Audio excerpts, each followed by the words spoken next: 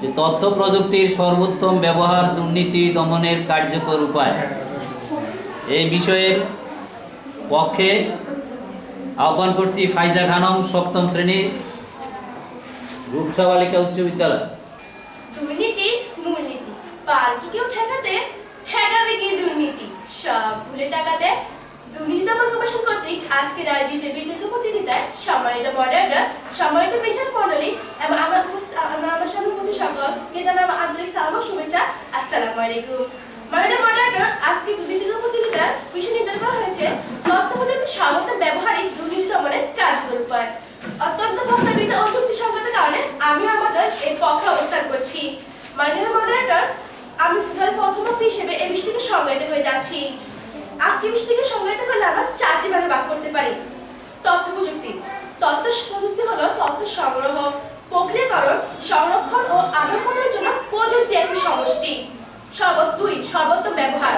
সর্বোত্তম ব্যবহার হলো প্রযুক্তি সর্বক্ষেত্রে কোনো সম্পদ, সুযোগ, সময় এমনভাবে ব্যবহার করা যাতে তার সর্বোচ্চ উপকার ফল পাওয়া যায়। 3.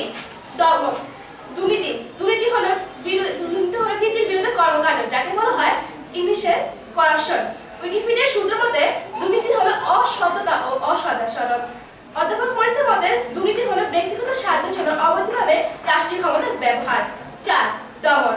দমন শব্দটির অর্থ হলো বাধা প্রদান, আর দুর্নীতি দমন হলো দুর্নীতির বিরুদ্ধে প্রতিরোধ ও নিয়ন্ত্রণ করার জন্য প্রশাসনিক ও আইনি ব্যবস্থা গ্রহণ করা। মাননীয় মডারেটর, জিজিপিটি তথ্য মতে ইউএই তে তথ্য প্রযুক্তির মাধ্যমে দুর্নীতি দমন ব্যবহার হচ্ছে বেশি তথ্য প্রযুক্তি। এর মধ্যে রয়েছে ই গভর্নমেন্ট ও স্মার্ট গভর্নমেন্ট, যেখানে ঘুষ নেওয়ার কোনো সুযোগই নেই। 2. ব্লকচেন প্রযুক্তি। সরাসরি নথিপত্রে ব্লকচেন প্রযুক্তি ব্যবহার করেছে। এতে তথ্য হ্যাক বা পরিবর্তন করা কঠিন হয়ে যায়, স্বচ্ছতা ও জবাবদিহিতা নিশ্চিত হয়। 3. এআই ভিত্তিক নজরদারি ও বিশ্লেষণ। কৃত্রিম বুদ্ধিমত্তা এআই, আর্টিফিশিয়াল ইন্টেলিজেন্স এর মধ্যে ব্যবহার করে একটি বড় যে ডেটাগুলো আছে, ডেটাগুলো আমরা বিশ্লেষণ করতে পারি এবং দুর্নীতি সম্ভাব্য ঘটনা শনাক্ত করতে পারি। মাননীয় মডারেটর, সাম্প্রতি ঘটে যাওয়া মিটফোর্ডের ঘটনা সোহাগ নামক এক ব্যক্তিকে পাথর মেরে নির্মমভাবে হত্যা করা হয়, যা আমাদের পুরো দেশে আলোড়ন সৃষ্টি করে দিয়েছে। মাননীয় মডারেটর, এখানে খুনিদেরকে দ্রুত শনাক্ত করলো আইনে আওতায় আনা যাচ্ছে মোবাইল ফোনে ভিডিও এবং সিসি ক্যামেরা অর্থাৎ তথ্য প্রযুক্তির মাধ্যমে।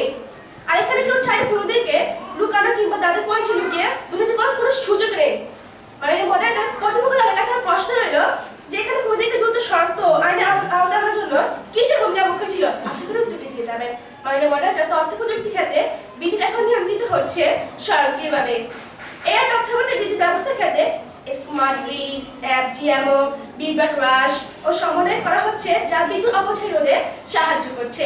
মাননীয় মডারেটর, লক্ষ্য করুন যেসব এলাকায় কাজ সিস্টেম বৈদ্যুতিক মিটার চলমান ওসব এলাকায় বন্ধ করে দিয়েছে বিদ্যুৎ চুরি এবং উন্নত করেছে জীবনের মান, যার ফলে সুযোগ হচ্ছে দুর্নীতি নিয়ন্ত্রণ ও অর্থনীতি হচ্ছে শক্তিশালী। তাই আমি আমার প্রতিপক্ষ দলকে বলতে চাই, মনে মনে চিন্তা না করে মুখ ফুটে অগপতে বলতে পারেন যে তথ্য প্রযুক্তির সর্বোত্তম ব্যবহারে দুর্নীতি দমনের কার্যকর উপায়।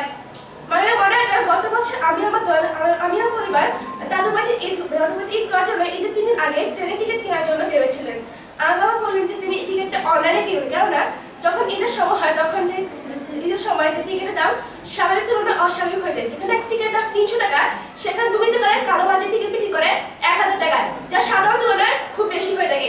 তাই আমার বাবা চিন্তা করলেন যে তিনি অনলাইনে টিকিট ন্যায্য দাম দিয়ে কিনবেন এবং তিনি তাই করলেন, যেখানে কালোবাজারে দুর্নীতি করার কোনো সুযোগই থাকলো না। মাননীয় মডারেটর, এখন যদি তথ্য প্রযুক্তি ব্যবহার করে অনলাইনে টিকিট না করা হতো, তাহলে এখন যদি অনলাইনে তথ্য প্রযুক্তি ব্যবহার না করে অনলাইন টিকিট না করা হতো, তাহলে কিভাবে দুর্নীতি রোধ সম্ভব হতো? প্রশাসনের প্রতিনিধি তাদের কাছে আশা ত্রুটি দিয়ে যাবেন।